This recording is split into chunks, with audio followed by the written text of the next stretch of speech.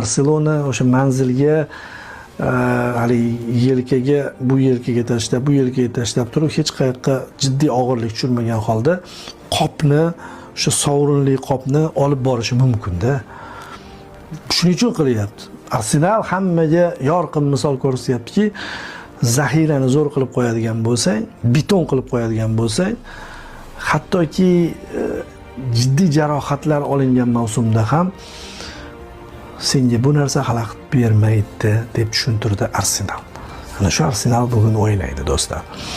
Shuning uchun juda qiziq bo'lyapti. Mana bu bir-biriga otishmalar, tweetlar, katta klublarning bir-biri bilan tortishayotganligi, keyin izohlar berilayotganligi, Chempionlar Ligasi finali ostonasida bo'layotganligi qiziq bo'lyapti. Endi hali davom etadi do'stlar, hali davom etadi Jahon chempionatigacha. Jahon chempionatidan keyin transfer bozor endi yonib ketadi. Bu yerda hatto O'zbekiston terma jamoasi futbolchilari ham ba'zi jamoalarga o'taymi yoki mana buni so'rayapti deb turib talash ham bo'lishi mumkin. Bilmaymiz-ku, omad tilaymiz futbolchilarimizga.